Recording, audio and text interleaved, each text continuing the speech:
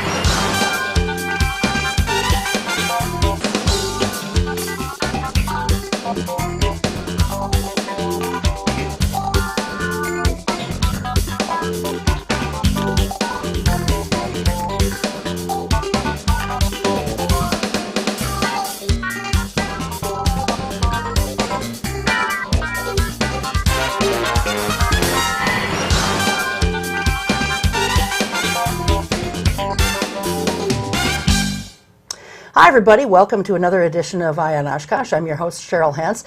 Very pleased to welcome back for the second time our guests on this episode. They are both from the LGBTQ Resource Center here on the UW Oshkosh campus. At the time they were on last time, I promised that I'd have them back in March to talk about some upcoming events and activities.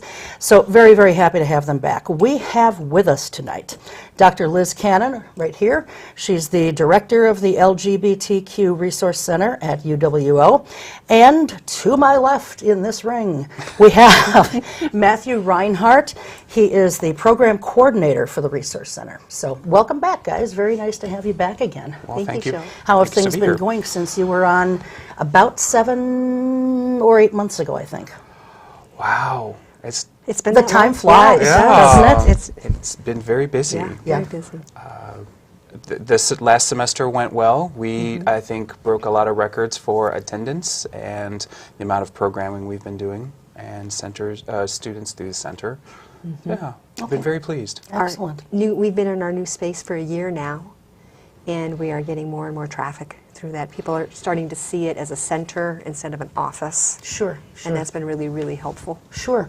Well, before we get into all the stuff that you guys have coming up, and it's considerable, want to talk, just sort of recap in case someone didn't see the last show. So exactly what is the LGBTQ Resource Center? And where is it located? It is located on campus in the Campus Center for Equity and Diversity. Okay. We're on the lower level. And our first space was a closet. And so now we're out of the closet. You're out of the closet. How fitting. Very nice, big space. I finally have my own private office. All right. Which every director needs. Every director needs. Yes. And we have such a wide range of things that we do, because on the one hand, we're there to offer services for our LGBTQ plus students. On the other hand, we're there to offer education to the entire university campus. And we also want to be a link between community and campus when it comes to LGBTQ. Okay.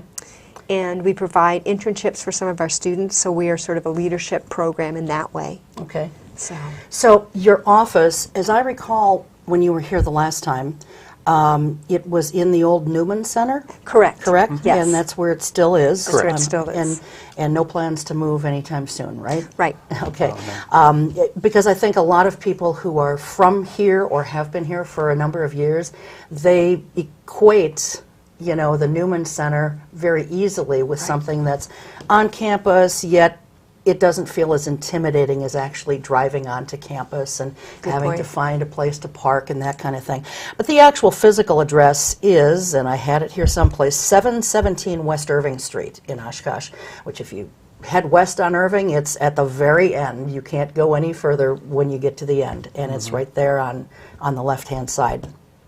The left, right? Yes. Yes. Yeah. Yes. I had to think about that for a minute. Irving and Elmwood. Yeah. Irving and Elmwood. Okay. And some people say it's like way on the edge of campus. I look at it as it's here and the campus radiates out from it. So Yeah. and therefore we're central. Sure. And there's not the, you know, if someone from the community at large is wanting to go there to see what it is, or to get, to utilize the resources that you have there, which I'm assuming continue to grow with every passing week.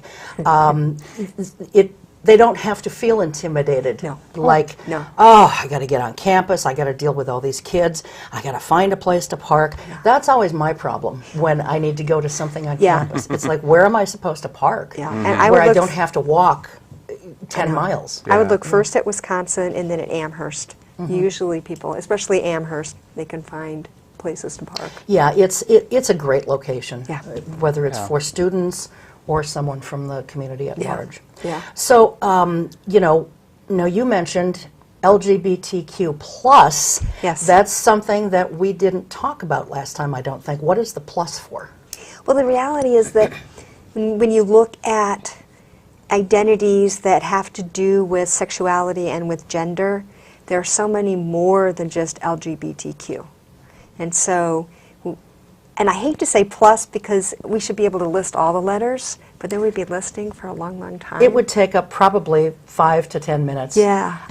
In doing Yeah. some of this research, for the last show and this time, my God, there are some organizations out there that have so many letters to them. Yeah. It's just like, how, this is silly. So I like the plus idea. Yeah. And now that you just said that, Liz, I think we did talk about that last time. Okay. I think we Okay. did. But always good Yeah. for people who didn't Yeah. see the show, or to refresh aging talk show host memories. So Well, I just did another SAFE training today, and we have a whole section on terminology, and we do 20 terms, and some people start looking like deers in the headlight. And what I always say is, yes, there are a lot, and our language continues to change and to grow, but just sit back and listen, because you don't have to learn it all at once. And if you're introduced to it today, then when somebody mentions it like a month from now, you're going to say, wait, Liz said something about that. Now, what was that? And then that's how you start really trying to learn a lot of the new terminology without being overwhelmed by it. sure, yeah, because it can be overwhelming. It can. I was overwhelmed just doing some of the research and seeing all these letters, and I'm like, wow, where does one begin, I got the LGBT, then I got the LGBTQ, Yep. which I've come to be more comfortable with since Good. your time here last time, Good. and the plus, but then now all these other things, I don't even know what they are, so how can I be comfortable with something I don't know what it is, Yeah. So, Yeah. so tell me about when the Resource Center got started and why it got started. Well, I can talk about when it got started. We opened the doors in the fall of 2008 Okay. into our cozy closet, and at the time we were very grateful for it. Yes, very. It was, and still are. It was an amazing opportunity to have that resource finally on campus. It was a really, really overdue. And throughout the years, thanks to Liz and some very other wonderful other people on campus, the programs and educational programs, the resources have grown to the point where we are literally bursting at the seams. So a year ago, as Liz mentioned, we moved to a little bit larger space. Liz got her private office. I was no longer required to sit in the hallway because I had to sit outside the closet. At least you were out. Yes, exactly, right. So yeah, at least people got to see me. Sometimes Liz was hidden behind a stack of books or something like that. So the history of it, I think Liz can talk a little bit more. Well, I will say administration has, since I've been on campus, has always been supportive, but space is always at a premium. And so the LGBTQ Council, when thinking about trying to propose a center, there's always that question, do you wait until there's enough money to get a really big space, or do you take what you can get, and then this hope down the road things will expand? But what really brought it to the head was the year that led up to the election, in which we had the change in the Constitution to ban, or basically to define marriage as between a man and a woman. Right. As often what happens when some controversial issues come up in politics, microaggressions on campus increase. And so that particular sort of semester leading up to the election got pretty fraught, to the point where we had some, even beyond microaggressions, happening to some students and even to a faculty member. And it was at the point when a lot of our LGBTQ plus students, they're actually afraid to walk across campus. So they made sure they were always in groups. And so those of us on the council had, we tried to suggest to administration that this could be a problem. And unfortunately, we weren't able to be as proactive, but as a result of that, they sat down and we wrote up a list of things that we really would need on campus to address the concerns of our LGBTQ plus students. They went through a SAFE training, the ally training, and they said, yes, we need a resource center. And so that's sort of the history that led up to establishing it. SAFE training, you've mentioned it a couple of times now, and I know that SAFE is an acronym for something. What does it stand for? What do we have on our campus? It's Students and Faculty for Equality. Okay. But it's, in general, when we talk about a SAFE training or a SAFE zone training or an ally training, it is a sort of a 101 course about the community that are trying to teach skills for people to be allies to the community. Okay. And so, on the one hand, it's kind of a national program because on many colleges and universities, and in fact some businesses now, you can find a SAFE training. But it's also local because it's not a set agenda that every single training does, that it's sort of molded to your campus or your institution. Okay. And we share exercises back and forth, and so there's no copyright on the training itself. Okay. And ours on campus, it started in the 80s, before I got there. In fact, and it was two straight allies who brought it to campus, one who worked in the counseling center. And I've seen the program change, 3-4 times as we've updated it, as we've extended it. It's now a 3-hour training. Wow. And a couple of us actually will take it out into the community for a fee. We charge about $300 to do trainings for businesses. Okay. And, but I'm assuming SAFE training could be good for anyone, whether it's a large business or small, a church environment that's interested in, equality and social justice issues.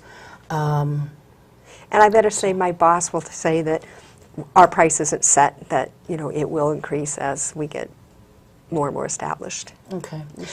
What about for someone who can't maybe necessarily afford the $300? And then there are other things that can help offset that. We negotiate. Very good. So, and I know that we're putting a website address up sort of as we go along here. How are you folks funded other than private donations? Our budget comes from the provost. Okay. And so we're in the Division of Academic Support of Inclusive Excellence. And so the provost, which is under Academic Affairs, which the provost is over. So they give that, a group of money to that division. Okay. And then our ABC of Academic Support of Inclusive Excellence, Dr. Carrie Butler, is in charge of the budget. Okay. And we're one of the units in that division. Okay. And I just had the pleasure of meeting her Did you? A few months ago. Oh, wonderful. She came on to talk about the MLK Junior Excellent. stuff going on Off campus, but also on campus. So she's quite a woman. Yes. She's so dynamic. Yes. She is, very much so. So lucky to have her. Yeah. Yeah. And I'll tell you a little story about her. I don't want to embarrass her on air, but when it's nothing big at all, but it was just kind of cute. So I'll tell you about that afterwards. So do you apply for any grants or things like that, or is it strictly donations and budget from the campus? We've applied for a small grant that helped us, I think, the second year that we did the Ally March. But we haven't applied for any large grants, and I need to look into that. One of the reasons is since I'm a half-time director, that's technically 20 hours a week. And I know a lot of times when you get a large grant, you have to have a staff that will implement whatever project you're doing. Right. And right. so trying to figure out the logistics of all of that. But we're at the point where we could use more money. Sure. And so I need to start looking into Sure. finding And we can some talk about grants. that too when we're done. Excellent. Okay, anything, I want to get to your mission and your vision, but is there anything else that folks need to know about the Resource Center? Your services are free when it comes to resources that people want to come in and get, or what kind, let me ask this, what, because they may not be free, like the SAFE training's not free. Right. So what kinds of resources do you offer besides the SAFE training? Okay. Well, we have physical resources. So we have our DVDs, multimedia. We have books. We have magazines that have been either purchased or mostly graciously donated. We had someone who donated their copies of Advocate going back to 1992, just this Wow. past Isn't that summer. cool? So yeah, we have this wonderful kind of timeline of culture that has taken place over the last 20 plus years. So we have those kinds of physical resources. We have human resources. Liz and myself, we have students, I call them my little ambassadors, that help us do what it is that we do. We have online resources, so when folks can check out our website, as you mentioned, is being posted, they can refer to them, find out more, usually links to other wonderful resources. We have and then of course our educational programming we do, which is free. All our Right. all our educational programming is free and open to the Open public. to the community. So your opening question about what I want to know, the most important thing I want folks to recognize is that everything is, we are completely open to the community, Yeah. to everyone regardless of identity.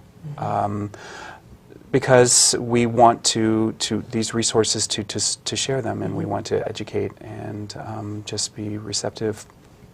Like you said, no one should feel intimidated Right. to come visit us. And not even by parking. Yeah.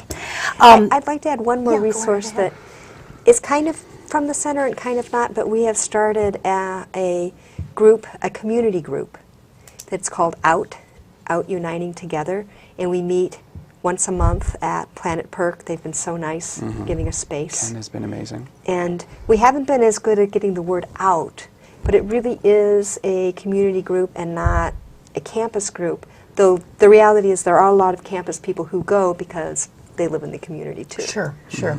So, You meet once a month, you said? yeah, At Planet Perk? Planet Perk. Okay. And do you want to say on air when, or? Have people contact us. Okay, And we would, because we would definitely love to have more people come. okay. And obviously the reason for that is a safety issue? Okay, all right. Very much will respect that. So, give them a call. They can get to either of your emails from the website, Yes. or and the phone number's there too. So give them a call, write to one of them, and you can get more information. So I'm assuming that's one thing that's not in the calendar of events that they can find online, correct? Correct. Okay, very good. So that program is called OUT, Out Uniting Together, is what the acronym stands for. So I want to talk about your mission and your vision, and I know that sometimes these things can be a little hard to remember, so I'll read it, and if you guys can just sort of elaborate and explain anything that may need explaining. The mission of the LGBTQ Resource Center is to create a safe, inclusive, and affirming campus climate for students, faculty, and staff of all genders and all sexualities through education, advocacy, and support. And, that is pretty inclusive as a statement. I mean, it says it all, I think, doesn't it? I think so. I think so. And so that's, genders or how you identify from a gender standpoint, correct? Okay. The vision of the Resource Center is to create an innovative and fully equitable community of all genders and sexualities that is free of discrimination and strives for knowledge. It challenges barriers and seeks to empower agents of social change. Now, someone might be saying, that's a mouthful. Help us understand. So help us understand that one. Oh. I know. When you're in a committee, you're trying to come up with these, and you're trying to get them short Yeah. enough, Yep. and you pack a lot into it. Well, and it's probably, I mean, not that I'm trying to take over here with this, but, you work it day in and day out. And so when I ask a question like that, it probably is like, wow. Didn't really think about No. it. We just do we're it. on Do it, autopilot. yeah. We do it, do it. Yeah. So I'll cut you some slack there. I mean, it just, that our vision helps, is the tools that get us to fulfill our Yeah. mission. Yeah. And, I see you have it written down here, but we break down our vision into 5 points. It's about Our equity, values. and respect and diversity and acknowledging that. So it's just those Yeah. those bullet points that we focus on, and I think we just get used to doing it. And I think part of it is, I've been an educator for, 30 years or so, and so I'm always thinking about how we're educating, and always wanting to remember that anytime you're educating in this kind of an arena, it is advocacy. And the point of the advocacy is to change climate. And not just on, a small university campus, but by educating a lot of people who then will go out into our smaller community and then move to other communities, spread that kind of advocacy throughout. Well, and I think that the city is, at least I hope, the city is moving in that direction. Right. The city council has been, making some initial efforts toward looking at establishing a diversity coordinator position. Wonderful. Within the city. But, it never hurts for people to contact the counselors, contact the city manager, and let them know, hey, this is something that's needed. I think the city is maybe thinking this is about race, or some of the counselors may be thinking it's just a race issue, but it's really not. No. A diversity coordinator does a lot more than just black and white issues. Right. And that's why, it's needed for groups such as yours. It's needed for women. It's really needed for everybody. It is. It's not just a black on white issue. at Especially when you think about intersection. And that you remember everybody has a race, everybody has a sexuality, everybody has a gender. all. Yeah, yeah. So I mean, I would just encourage people to, to let the city know that this is something that is needed, and Yes. it is important, and it's way overdue. I mean, the city of Appleton has had one since, I believe, 1987, I think, or 1988. And it was actually started in Appleton just within the city police department. Oh, wow. And then it went to the mayor's office, and then from there, Okay. they sort of created their own office. So obviously it has served Appleton well. Yes. Yes. Okay, you guys have a lot of events coming up, and we certainly want to talk about some of these. Before we get to that, though, I just realized gender-neutral bathrooms. We talked about that very briefly when you guys were on last time.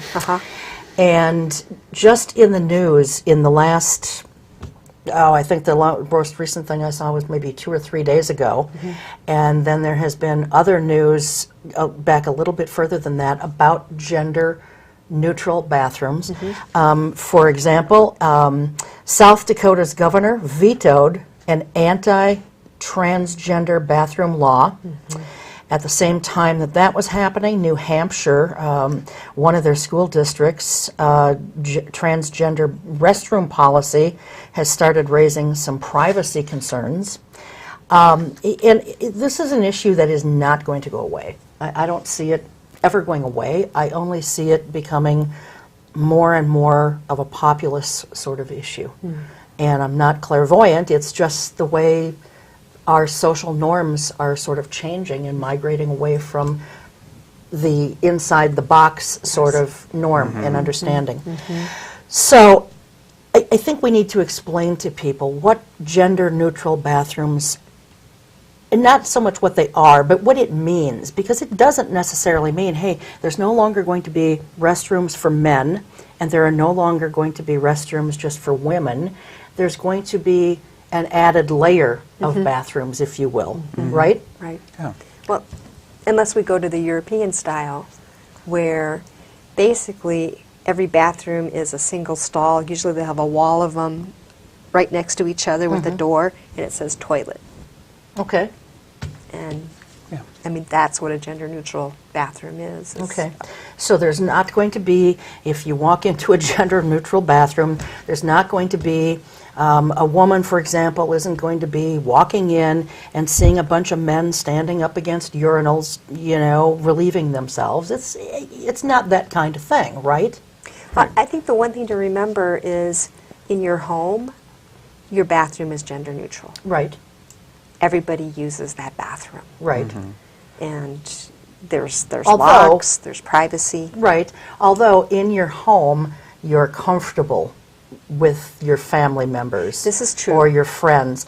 And I see that as probably one of the big arguments from someone out there. Hey, I'm comfortable with my family and friends, but I'm not comfortable with total strangers. And that's why I think it's important to know that you're not going to be seeing things. There are, Yeah. like you Yeah. said, walls of division there. But don't forget, if I walk into a women's restroom, I'm surrounded by strangers. Well, right, but Yeah. they all have their individual stalls. Right. It's not. Right. It's Right. not like if we walked into a man's restroom, or when you walk into a man's restroom. Yeah. You know, there's not that. Yeah. Everything is kind of out in the open, Right, except for right. some stalls. Right. So I just think it's important that people sort of understand that it's Yes. not this horrible thing to be Right. aghast over and No. fearful of. No. You know. And Go ahead. I was going to say, when people walk into a restroom, they really want to just do their business safely and leave. Yeah, and leave. Yeah. Yeah. I, Yep. I would also, you know, we're talking about a couple different things, and when we're talking about gender-neutral bathrooms, we're talking about that third or other option, you know, where you would have the binary bathrooms, the male identified and the female identified in this gender-neutral. When you think about a lot of businesses that I go into now, they're already there. Yeah. They're called family restrooms. But they're there. Yeah, they're there. So it's the idea that fathers can take their daughters to the bathroom, their mothers can take their sons and not have to take them into one gender restroom over another.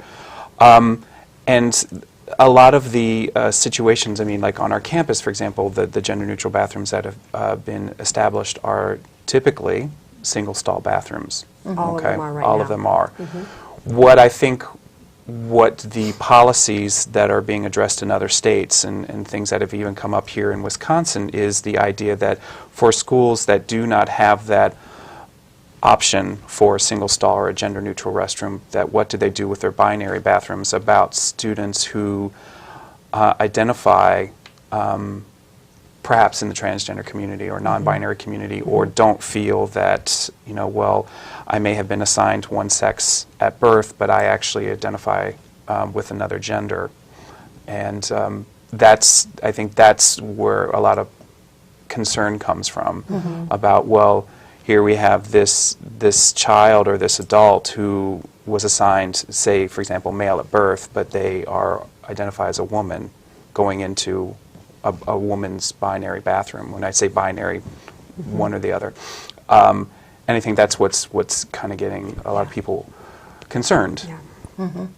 And Yeah, go ahead. Go ahead. and I was just going to reiterate, you know, the point that Liz made is that people just, the reason everyone goes to the bathroom is to take care of business, Yep. you know, and it's as simple as that. Yep. And there is a privacy, Yeah. Sure. you know. And can we just touch on the whole transgender business for a moment or two? You know, obviously, Caitlyn Jenner has continued to dominate a lot of the news. And, you know, I try not to read some of the comments that people post on a lot of stories, whether it's that or politics, because some people just are very brazen. They are very much emboldened by the fact that they are sitting behind a computer screen and they think that they can just write whatever they want. They have no idea how those words can hurt or negatively impact someone. And it's just rude and crude, and they just shouldn't be doing it. But some of the stuff that I see is, I think, well meant, and I say some of it. I see comments like, he's still a he because he still has his male genitalia. Can we just talk about that for a moment? Not Bruce or Caitlyn Jenner's genitalia, but what about this when you still have the anatomy that you were born with, but you identify as the opposite sex? How can we get people to understand that you are the opposite sex? See, it's even confusing for me. You're not the opposite sex, but you identify as the opposite gender. And I think the thing to remember is that sex and gender are two different things. Okay. Explain that for us. Okay, so sex has to do with biology. Okay. So sex has to do with reproductive organs, but it's not just that. There's a lot more. Chromosomes, hormones, secondary sex characteristics, what's happening on the body. Gender has to do more with something that's in the brain. Okay. And it will connect to whatever sort of gender identities that a society presents. Okay. And of course, we come from a society that traditionally has suggested that gender and sex are the same thing, and that we have a male sex and we have the gender identity of man. We've got the female sex and the gender identity of woman. So if somebody is transgender, whatever sex they were assigned at birth, their gender, trans means to cross, crosses to the other. Okay. And so they may have a lot of characteristics that fall into a male body, but their gender really is woman. Okay. And I think the other thing to remember is that names and pronouns go with gender, not with bodies. Okay. And that's hard for a lot of people. The whole thing is hard to really kind of wrap your head around. I mean, I have been exposed to some of this terminology and some of these expressions for many, many years, being in the gay community and so forth. But it's still, it's hard still even for me to fully understand. I'm trying, but it's a tough one to really wrap your head around. And what you're fearful of too? I am fearful that in trying to understand, I'm going to offend someone. Now, like last time when you guys were on, for example, I called it transgendered. Yeah. Trust me, I have not made that mistake since. I have not. So I learned that it's transgender, not transgendered. So that was one good thing, and I haven't, like I said, made that mistake since. But guys, it's tough. I know. It's a tough subject to really understand. But I think what we need to do is step back and lead with respect and general caring for our people. And when you do that, then I have to understand first, and I've got to wrap my mind around concepts, doesn't become as important. It's because it's the individual that's important, and they're telling me that they're a woman, and that I don't have to figure it out. I just have to respect them and say, yes, you are a woman. I think, though, sometimes people have a tough time respecting that which they don't understand. I know. And I think we see that within race issues, too. I know. That's why I'm asking people to lead with the heart. Or people are oftentimes fearful of that which they don't understand. I know. And this is not something to fear either. Yeah. But, I'm naturally inquisitive, By nature of this and my work as a reporter and writer, I'm just naturally inquisitive. And so I tend to ask a lot of questions. And it's not that I'm trying to be nosy and pry into someone's life, but I'm trying to understand just so that I can have not necessarily greater respect for them, but so that I can share with someone else so that I can maybe hopefully help them to understand it better too. Do you know what I mean? I do, because I think there's the difference, because if you lead with that respect and that care, then you want to know and understand. Everybody's going to help you understand. Yeah. Are you going to get everything right? No. Are you going to make mistakes? Yeah. Do I still make mistakes? Oh, yeah. Oh, yeah.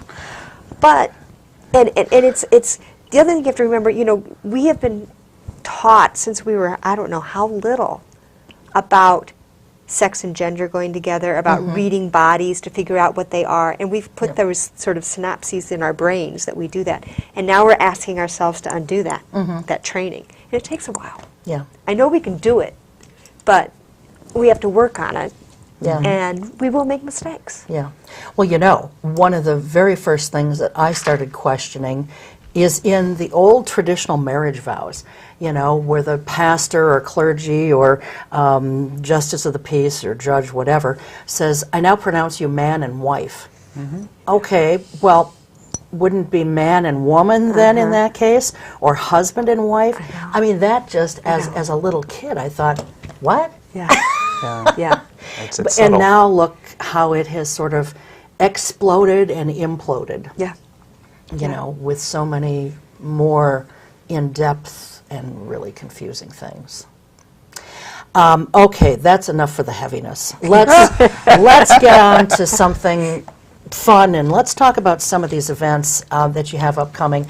And I want to also find out, as we kind of go through these guys, if the general public is invited to these things, because I think, you know, having things open to the public also helps them to maybe understand. Yes. And so the biggest thing, and we have some photos that, as we're kind of talking about this stuff, you've got the LGBTQ Ally March coming up, and that is in April? April 14th, Thursday.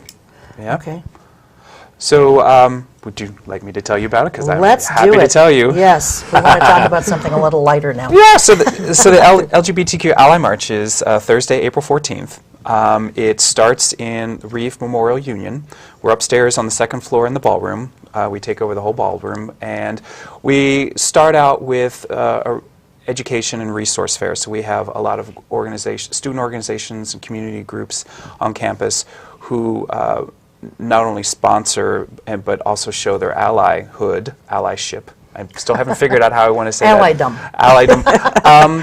Allydom. By being there. So and talking about how they support the LGBTQ plus community.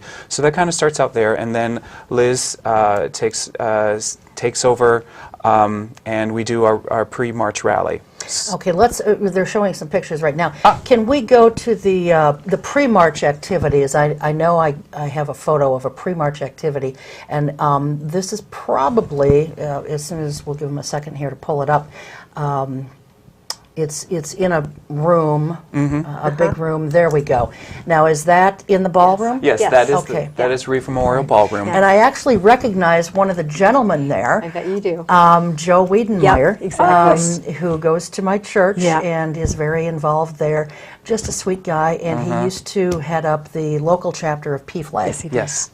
which unfortunately has sort of fallen by I the believe wayside. at that time he was promoting that. That was back from 2013. Okay. Which was Yep. my very first Ally March. Yep. Yeah. Okay. I was such a newbie then. Yep. And one of our earlier ones, he was one of our keynote speakers.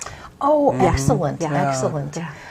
So that's the pre-march activity, and what Yeah. happens during this? So that's the education resource fair that I was mentioning. We do the rally where we have our several speakers who come up and talk about their experiences, their stories, and showing their ally. So we bring in speakers from the community. So Joe was one of them. We've had Carol from First Presbyterian.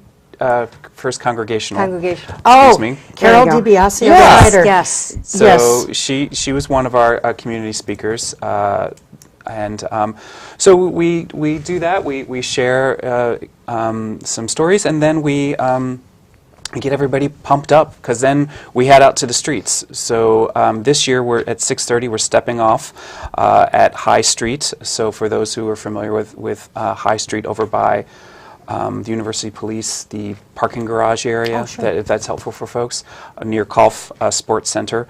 And we we march through the city of Oshkosh. We go down to Division Street, and then we loop back Algoma, back to Reeve Memorial Union. Okay. How far Yeah. of a walk is it, just to give someone About a some- mile. Okay, all right. So here we're seeing a picture right now of one of the year's walks, and I believe that there's another picture of a walk. Sure, there we are. And there's It's the our rainbow second year. flag. Oh, yes. Oh, that's from the second year? Yeah, How many years has it 2012. been? Okay, so it's been going on since 2011?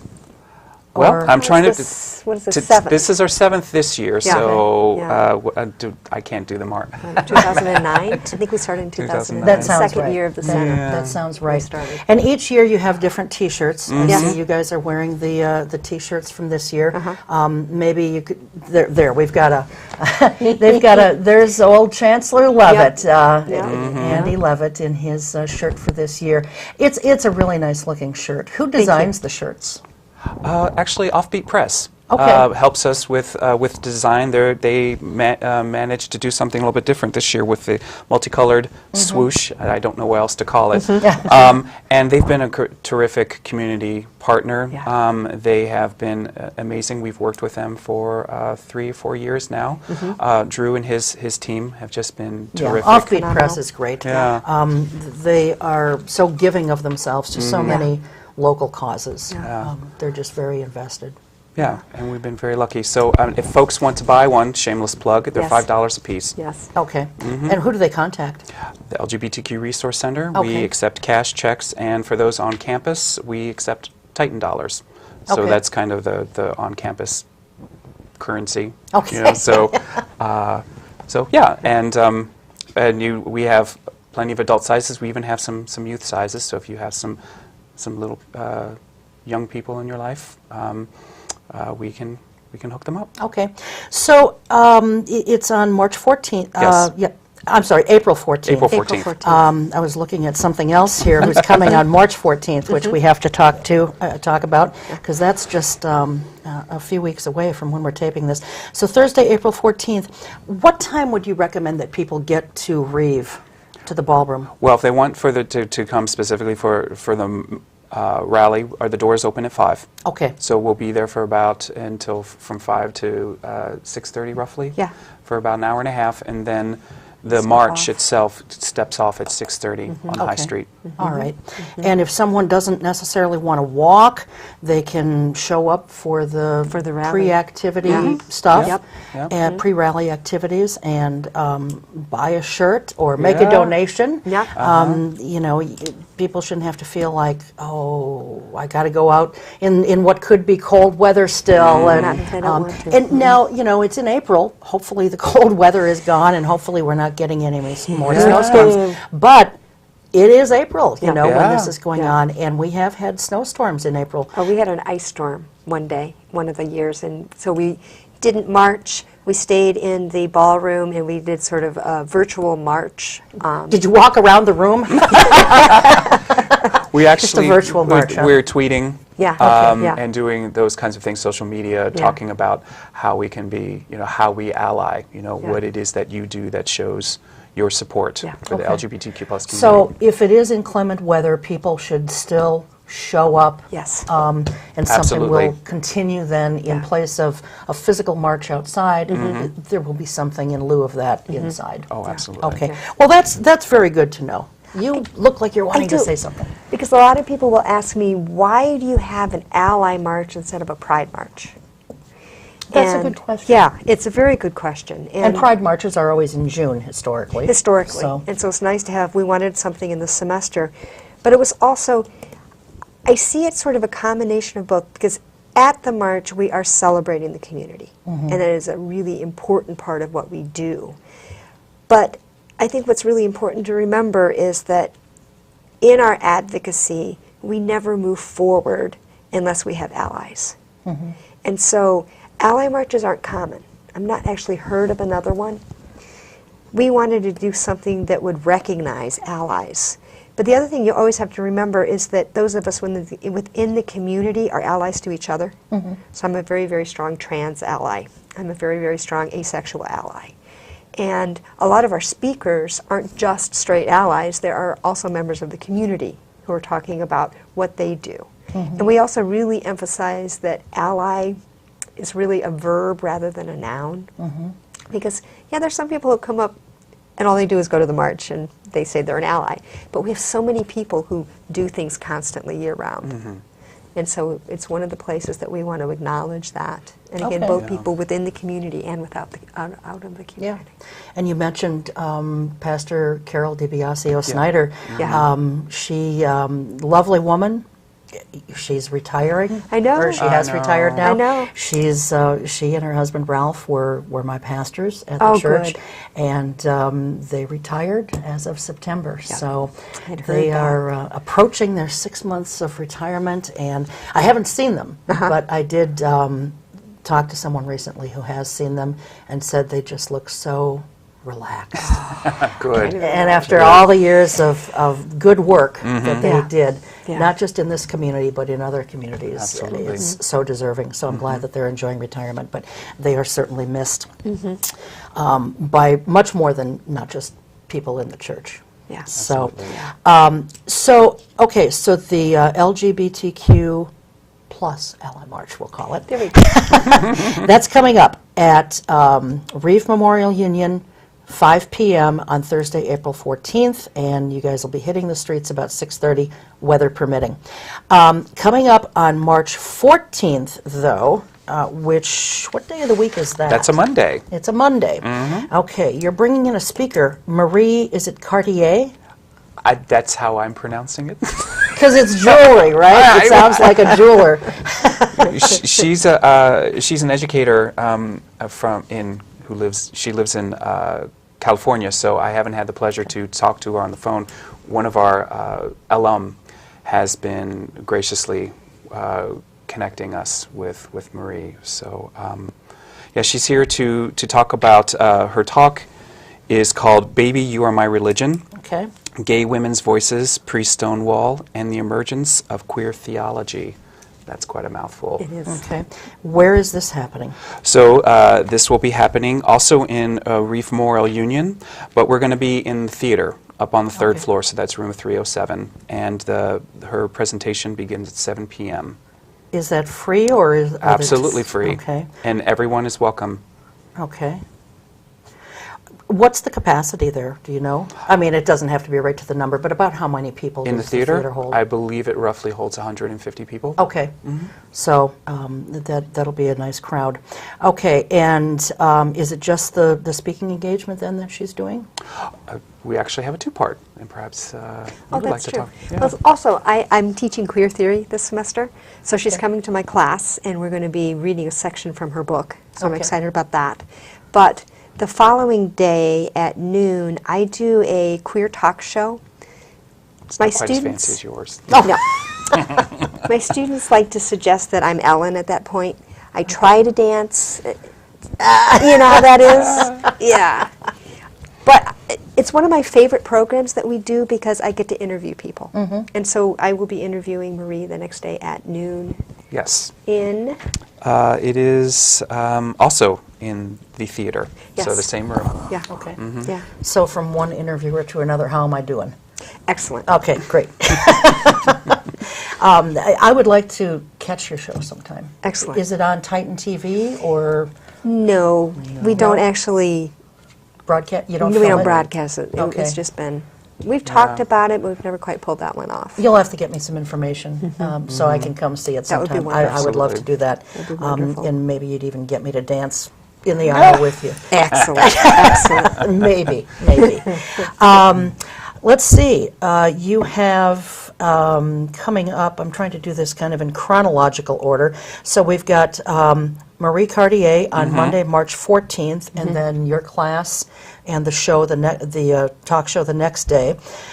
Then, let's see, we have got on April 1st, that looks like that's probably the next event here, Transaction Week and a transaction workshop for trans people on campus and in the community and strong trans allies. That's on April 1st. And what day of the week is that? Friday. That's a That's Friday. a Friday. And where will that be held? Reeve Memorial Union in the ballroom. That seems to be That the seems to place. be the place doesn't to it? be. Yeah. Well, and I think it's a good place Yes. for these activities because Yeah. everybody in town, I think, whether you're familiar with campus or not, I think everybody pretty Yeah. much knows where Reeve is. Yeah. And for these events, I mean, there's a huge parking lot across the street from Reeve. Are they having to pay for parking to come to any of these events, or? Not for the workshop. Okay. For the workshop, we are arranging with parking that we're having it. People are going to come. They're going to be able to park for free. Okay. What about for the walk? We will do the same. That's a good, we'll Yes. follow up with University Okay. Police. Yes. I'm going to check and make sure you do. Thank you. And so, and what about on March 14th, when Marie Cartier comes? That's a little harder. Yeah. Because it's a smaller group. But Yeah. if you've got 150 seating capacity, parking could potentially be a problem. It could. And I would hate anyone to not attend this Because of the parking. because of Yeah. the parking. I would also point out, for someone who used to live in Chicago and have to pay their parking rates, paying $1 per hour, although it's significant. It is. It is significant. It's not. It's Yeah. not free. Yeah, so you can park in our ramp. Yes. Oh, well, the parking garage. I forgot about Yeah. that. How far is that from Reeve? It's a couple Block and blocks. a half? Yeah, Blocks? because Okay, all right. the student unions in Algoma, the parking ramp is on high, Okay. so they're one-way streets. All right. But there is a parking lot right on Algoma, across from Reeve. But even if they Oh, want to that's park right, in you the can- lot, Yeah, they can park in the Black Hawk lot. it's just a Yeah. $1 an hour? Yeah. I believe roughly. And Marie Cartier is going to be talking for how long, would you think? Hour and a half. Yeah. Okay. 2 hours, if you So, give yourself. you know, Right. a couple of bucks. Yeah. There's also, for those who are, for our able-bodied individuals who are comfortable walking, Yeah. there is 4-hour parking available on several side streets: Lincoln, Cherry, Amherst, and Wisconsin. Right. Right. So there is ample street parking Street parking. available. Okay. Well, getting that it's a parking evening. garage was one of the best things Yeah. the Yes, university that ever is did. true. Yeah. Because it was much worse before that. Yeah. Okay, so we've covered those three things. Then Wanted to go back to the transaction week. Yes. Because we actually have a whole week of events. Okay, yeah, tell us. And the events that are Monday through Thursday are really educational events. So they're for people who are trying to learn more about the trans community. You don't have to already know. Sort of the workshop is for those who already know and a little more, and we're really trying to pull people from both on campus and off campus, and actually throughout the state, to come who are trans to get involved in the community itself.